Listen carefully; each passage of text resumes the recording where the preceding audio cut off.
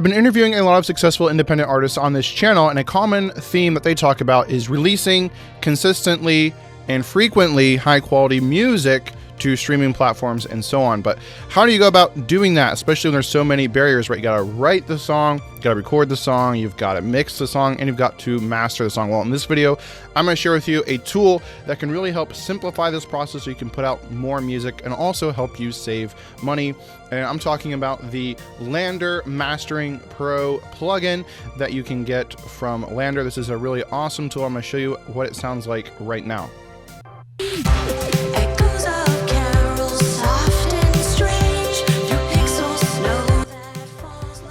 Obviously, you're going to hear a huge difference when we hit bypass because all that volume is going away. So we're going to use the gain match tool here.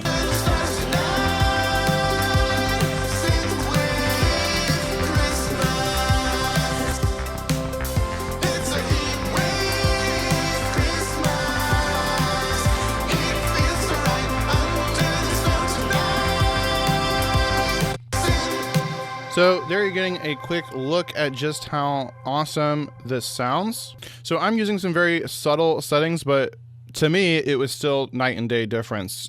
Basically, it just, without this mastering plugin, it just felt like everything was farther away and more, I guess, like flat.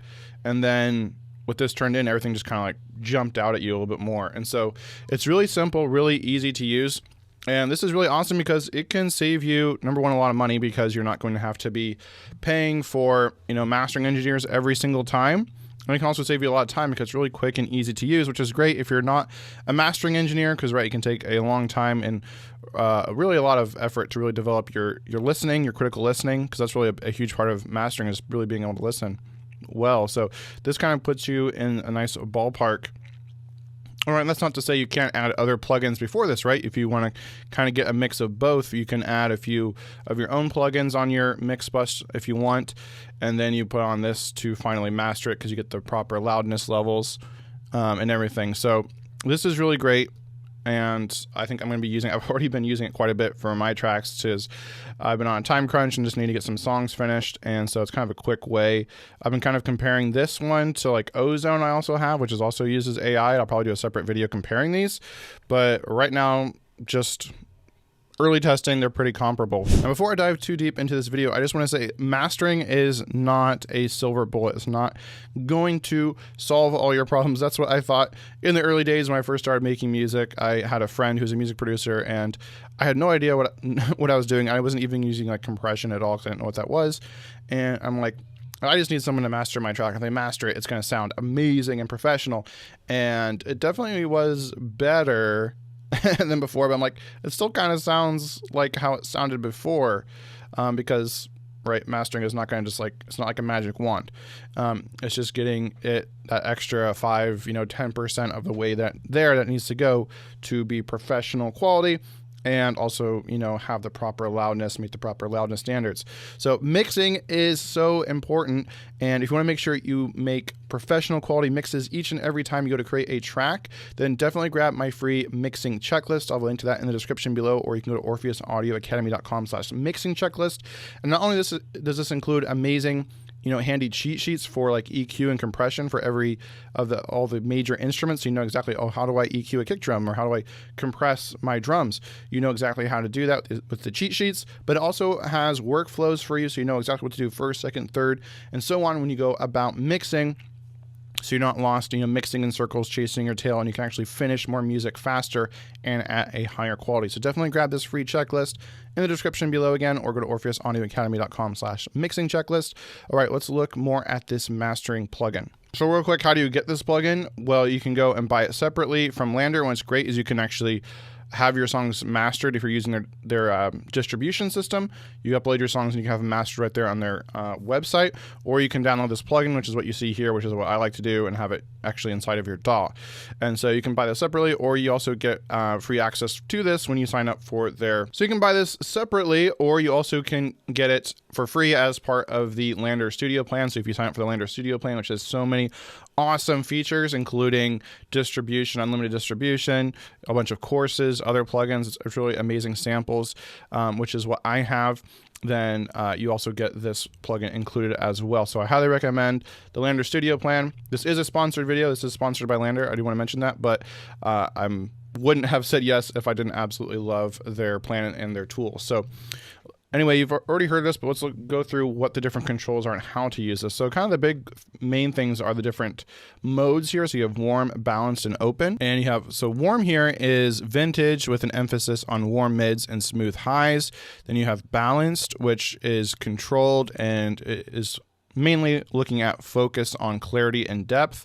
And that's typically what I use. Then you have open here, which is a more modern sound featuring on punch and presence. That's also a great one.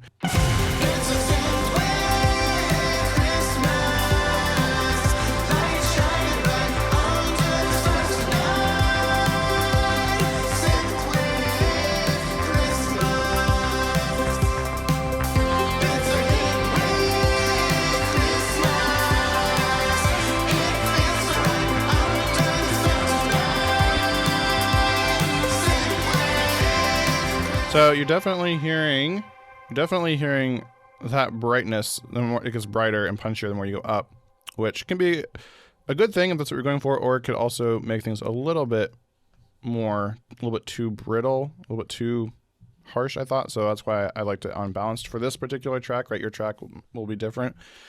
And so that's really cool. Those are kind of the main features right there that you have to look at to control. Then you have your equalizer here. So this is pretty simple. Your lows, your mids, your highs. So you can get a quick, look at your track. You can see, hey, is something, too low? Is it too many mid frequencies, too many highs, or not enough? And then you can quickly adjust these. So I boosted the highs just a tad on this track.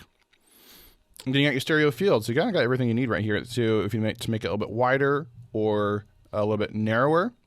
So it looks like I made this a tad wider. You just kind of, not that wide. You got to just kind of keep an eye on your insights here, your metrics, your meters. So in this case, the list adjust field here to make sure that we're not going out of phase. So this is a tool I like to use, but you can find any tool that kind of has a list adjust meter here.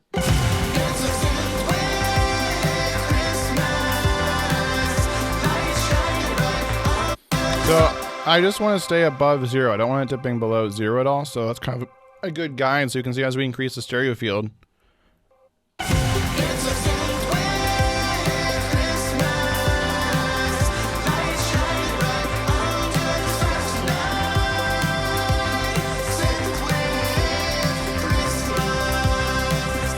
It's getting a little close. It dips below 0 a tad, but not too much. So that shows that this is really a good stereo widening tool. So it's pretty forgiving.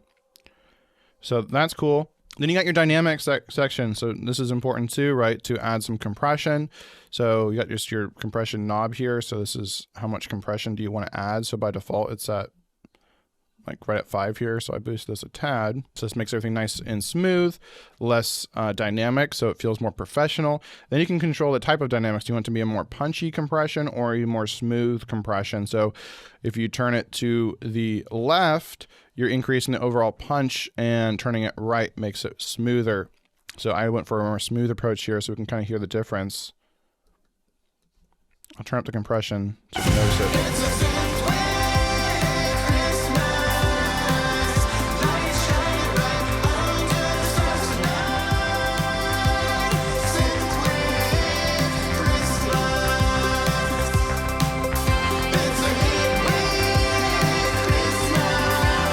It really like brings up the background elements, the background vocals and stuff. And that just kind of, I don't know, squash itself too much. I liked it right about there. Then you have saturation. So this is something I always like to add to my masters as well, especially when mixing inside the box where you're not getting a whole lot of saturation. So you can increase the harmonic content to add an analog like thickening effect, especially the style of music I make, but this is really cool. And saturation increases the sense of depth commonly heard in tube and transformer based equipment. So we'll just turn this down and turn it up and hear how it sounds.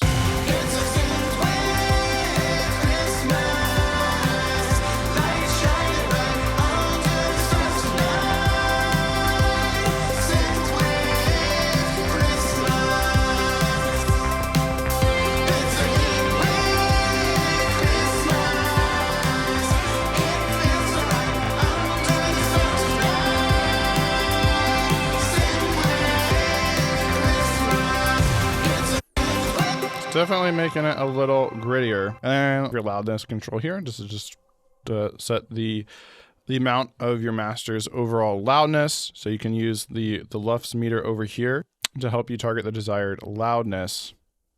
So you can see it's peaking at minus 8.2 LUFS, which in my experience is what a lot of the, you know, popular songs out there, they're right in that range, kind of minus 10 to minus 8, which will get turned down on streaming platforms, but that's kind of the target I try to hit. And my references, a lot of the references I use are kind of around that range, so that's kind of the range I go for. Then you also have this presence and de-esser built into, which is really awesome as well, and really makes this a great tool because sometimes you're mastering and you're like, oh, it's just a little too bright or brittle or harsh, and you can go and adjust your mix, which I will say is another reason why I love the plugin version of this, because you can put it right here on your mix bus or your stereo out while you're mixing, and you're like, oh, if something's not right, you go, a lot of times you go to master your song, you're like, oh, something needs to be addressed in the mix, and you have to go close your project and go back to your master project, which you still might want to do. You still might want to export your track as a stereo track and open a new project so you kind of have fresh stuff and you're not tempted to mess around with the mix, but sometimes that's really helpful. And it's like, oh, something, I can adjust it right here in the mix while having the master tool on, and you can kind of adjust any mixing errors on the fly, which is really cool. So anyway, you got the presence here. So this is kind of like if you want to help pull out those vocals more, and you got the de-esser to remove harshness. So you can set the frequency there.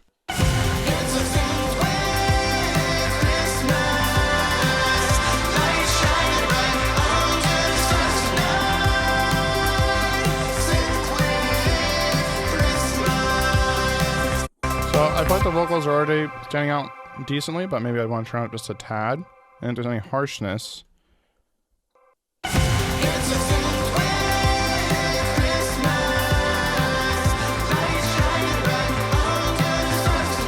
kind of nice.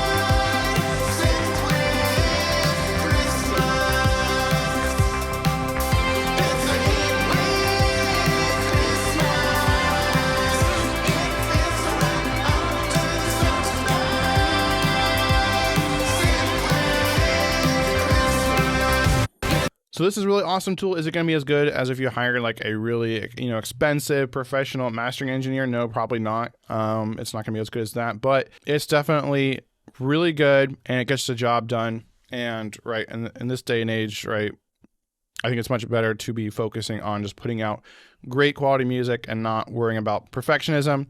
Because again, all the artists I'm interviewing and talking to, that's what they're focused on, just putting out more music and building their career.